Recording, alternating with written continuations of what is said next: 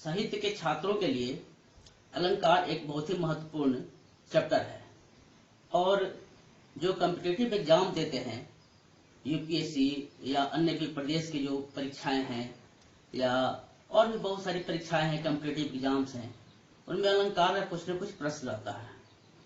तो इसलिए आज उसी दृष्टि से कि ताकि अलंकार की समझ आ जाए और आसानी से उन सवालों का हल हो और अलंकार का एक परिचय मिल जाए कि अलंकार है क्या, इसके भेद कितने हैं और उनके उदाहरण क्या हैं। तो इससे एक कंसेप्शन बैठाने के लिए ये क्लास मैं ले रहा हूं और अब हम लोग आरंभ करते हैं। सबसे पहले ये देखना है कि अलंकार है क्या। अलंकार का अर्थ होता है आभूषण या गहना। ये अलंकार का शाब्दिक अर्थ है। तो अलंकार से किसी स्त्री को सुसज्जित करने पर उसकी शोभा बढ़ जाती है। ठीक वैसे ही साहित्य में जो काव्य है या साहित्य है उसकी शोभा बढ़ाने के लिए कुछ ऐसे टेक्निक यूज किए जाते हैं कवियों के द्वारा कि वो भाषा चमत्कृत हो जाती है और सुनने में बहुत ही अच्छा लगता है। तो साहित्य की शोभा बढ़ाने वाले गुण धर्म को अलंकार कहते हैं।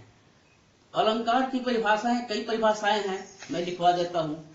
सबसे अच्छी परिभाषा आचार्य दंडी की है, लेकिन और भी कुछ परिभाषाएं हैं जिनको कि आप लोग देख लीजिए और जो आपको इसमें से अच्छा लगे आप चूज कर लीजिए। मेरे हिसाब से आचार्य दंडी की परिभाषा सबसे अच्छी है, फिर भी मैं कुछ परिभाषाएं लिखवा दे रहा हूँ।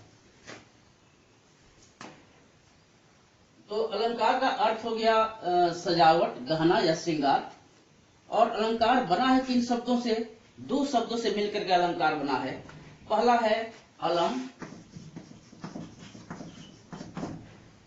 और दूसरा है कार। अलम का अर्थ है सजावट और कार का अर्थ है करने वाला, सजावट करने वाला। तो इसी से बना है अलंकार। ये इसकी व्युत्पत्ति हो गई। अर्थ है आभूषण, उसकी व्युत्पत्ति हो गई अलम प्लस कार। इन दोनों से मिलकर के बना है। जैसे कैसे होता है, साहित्यकार है, साहित्य जो रचते हैं उन्हें कहा गया है साहित्यकार। उसी तरह से काव्य की शोभा जो शब्द बढ़ा देते हैं या जिन कारणों से ही बढ़ता है उन कारणों को क्या कहते हैं? अलंकार कहते हैं। अलंकार का महत्व क्या है? अलंकार का महत्व ये है कि अलंकार के बिना काव्य की शोभा भी नहीं होती है।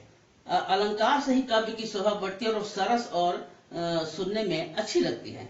कहा गया, केशवदास ने कहा है कि यद्यपि सुजाति सुलक्षणी सुबरन सरस सवृत भूषण बिनु न विराजई कविता वनिता मित्र। अर्थ ये हुआ कि हालांकि कोई स्त्री बहुत ही अच्छी हो, देखने में सुवर्ण हो, देखने में अच्छी हो और उसका शरीर भी अच्छा हो, लेकिन फिर भी वो उसका सौंदर्य बिना आभूषण के नहीं बढ़ता है। ठीक उसी प्रकार से साहित्य में भी है कि साहित्य में जब तक उसमें अलंकार का यूज नहीं होगा तब तक साहित्य का सौंदर्य नहीं बढ़ता है। वो कहते हैं कि भूषण बिनु विराजई कविता वनिता मित्र। एक ही शब्द उन्होंने कह दिया है कि कविता के लिए भी अलंकार की जरूरत है और वनिता मतलब कि स्त्री के लिए भी अलंकार की जरूरत है। यह महत्व है अलंकार का साहित्य में। इसकी परिभाषा आप लोग लिख लीजिए। आचार्य वामन।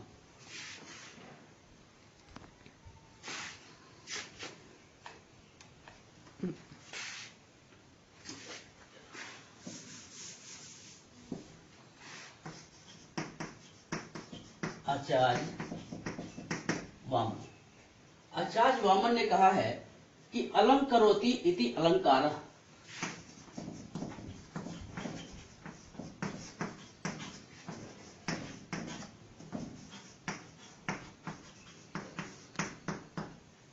अर्थात जो अलंकृत कर दे उसे अलंकार कहते हैं।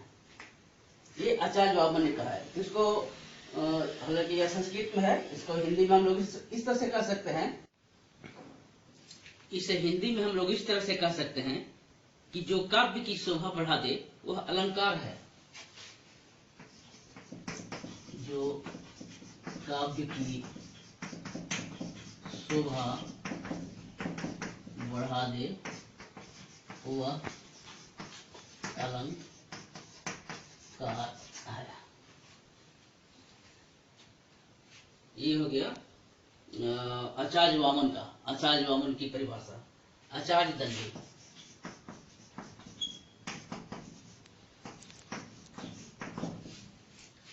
आचार्य दंडी ने कहा है कि काव्य की शोभा बढ़ाने वाले गुण धर्म को अलंकार कहते हैं।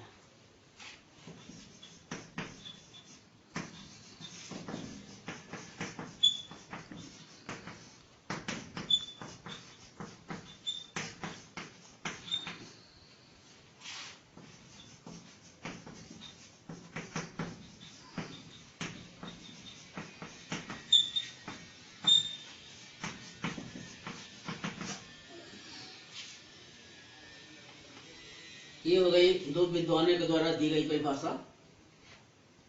इसमें आचार्य दंडी की परिभाषा याद करने लायक अच्छी है, शॉर्ट है और इसमें सारी बातें भी आ जाती हैं।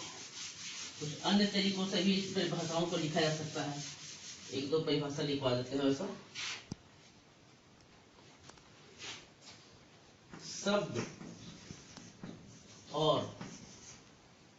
शब्द और अर्थ के मनोरंजक प्रयोग के द्वारा काव्य की भाषा की शोभा बढ़ाने वाले तत्व को अलंकार कहते हैं।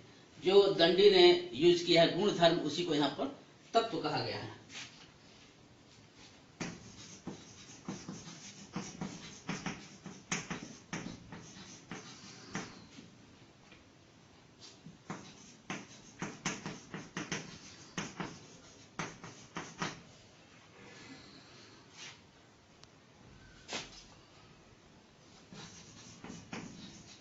काव्य या भाषा, इसे भाषा भी जोड़ा हुआ है, की शोभा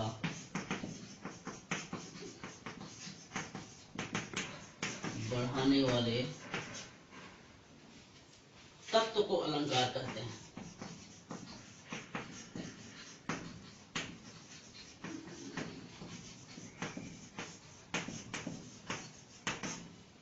दंडी ने गुणधर्म कहा था, इसमें इसको बदल के यहाँ पर तत्व कह दिया गया है। एक और परिभाषा है शॉर्ट में, वो भी काव्य अथवा भाषा की शोभा बढ़ाने वाले मनोरंजक ढंग को अलंकार कहते हैं।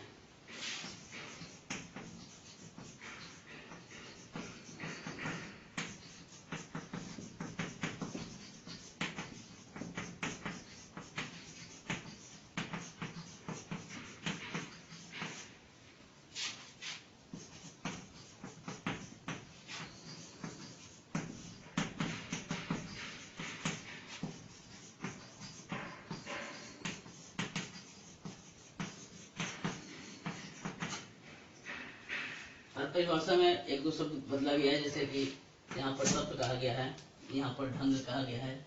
आचार्य दंडी ने गुण धर्म कहा था। तो इस प्रकार परिभाषा हो गई। अब हम आएंगे कि अलंकार के भेद क्या है, कितने भेद हैं अलंकार के।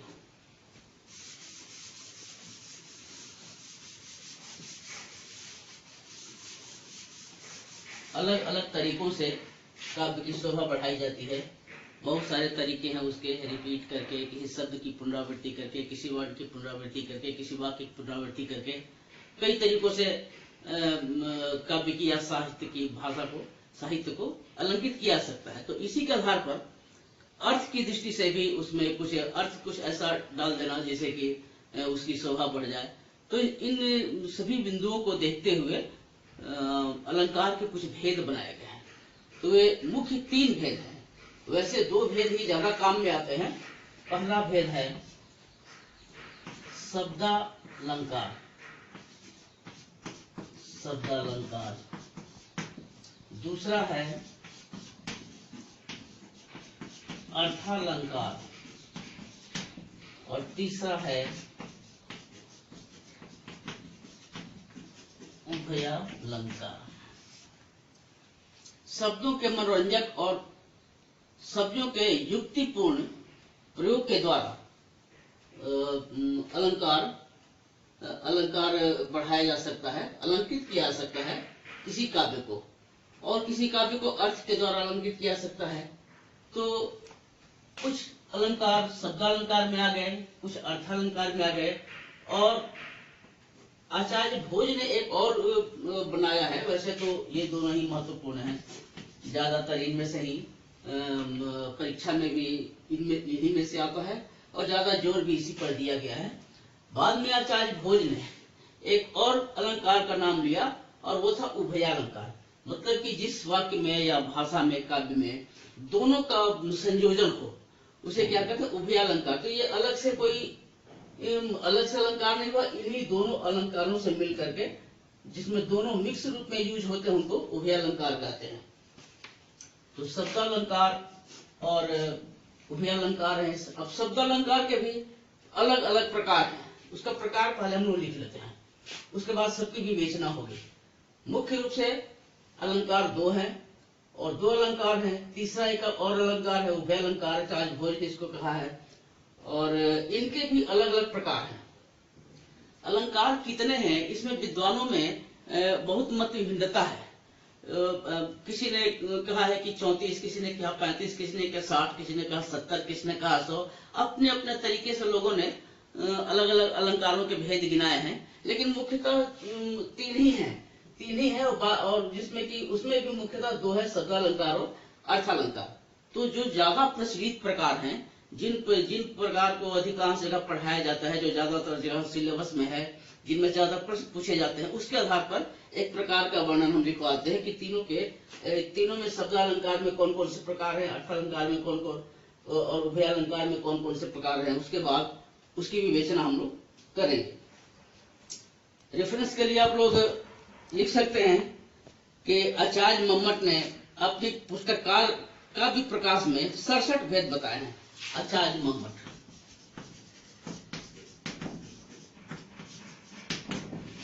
इनकी पुस्तक है, इन्होंने बताया है 67 भेद, और उस पुस्तक का नाम है काव्य प्रकाश।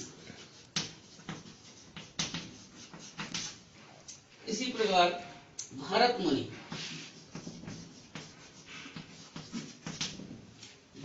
ने 4 बताए हैं। आचार्य वामन ने 33,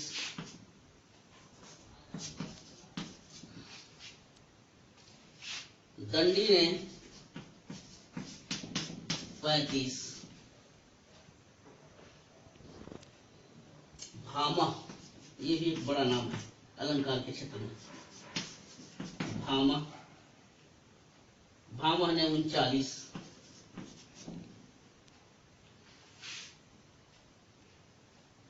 कुछ और भी नाम है, लिखवा देते हैं। आचार्य मम्मट ने 67 अपनी पुस्तक काव्य प्रकाश में बताया है। भरत मुनि ने 4, वामन ने 33, दंडी ने 35, भामा ने 39। वैसे इसका उतना काम नहीं पड़ेगा, लेकिन ऐसे ही रेफरेंस के लिए आप लोग समझिए कि इसमें मत भिन्नता है, सिर्फ इसीलिए हम लिखवा रहे हैं। और इसमें कुछ आचार्यों का नाम भी आ जाएगा जिन्होंने अलंकार के क्षेत्र में अपना योगदान दिया है।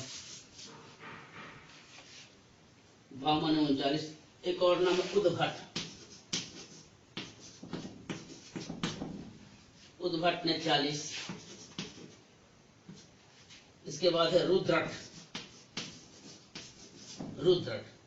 ने 52, जयदेव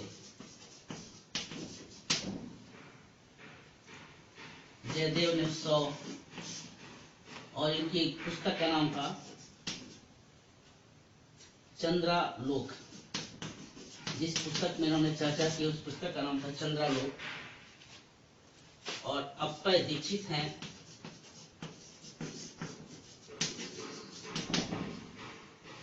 अप्पय दीक्षित ने 124 अलंकार बताया है,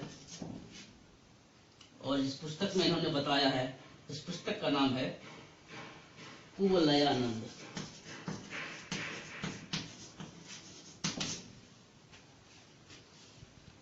ये सब रेफरेंस के लिए है, ताकि आप लोग अपने मन में बैठा लीजिए कि कोई सर्वमान्य भेद नहीं है कि इतना ही भेद है। एक जनरल कंसेप्शन है और सभी विद्वानों ने अपने अपने तरीके से अलग अलग भेद बताया है।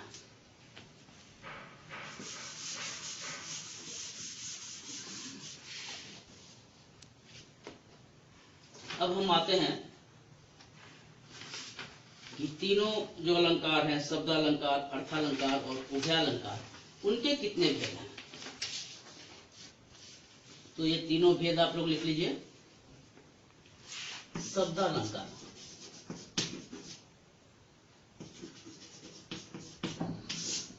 किसी ने 5 लिखा है, किसी ने 6 लिखा है, किसी ने 7 लिखा है। हम लोग 5 लेकर के चलेंगे।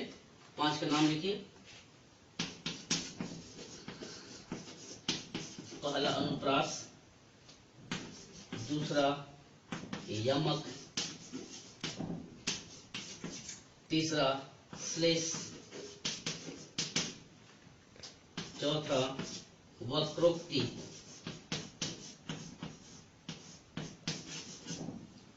पांचवा पुनरोक्ति,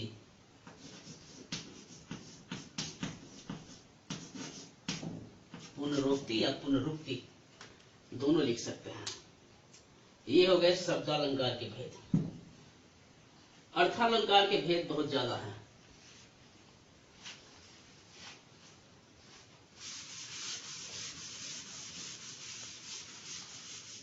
उसमें भी बहुत ज्यादा पढ़ना नहीं है, उसमें हम लोग लेकिन नाम सबका लिखेंगे। अर्थालंकार, अर्थालंकार में बहुत वैरायटी है। पहला उपमा, दूसरा रूपक, तीसरा उत्प्रेक्षा, चौथा प्रतीक, पांचवा भ्रांतिमान, छठा अन्वय, सातवां विभावना,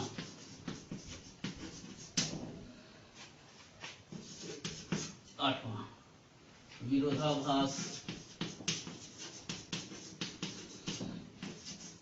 नौवां मानवीकरण, 10वां अन्योक्ति, 11 अतिशयोक्ति,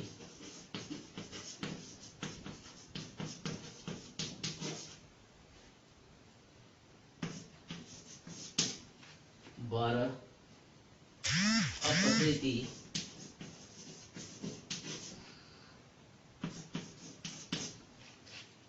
13 व्यतिरेक, 14 उपमेयोपमान,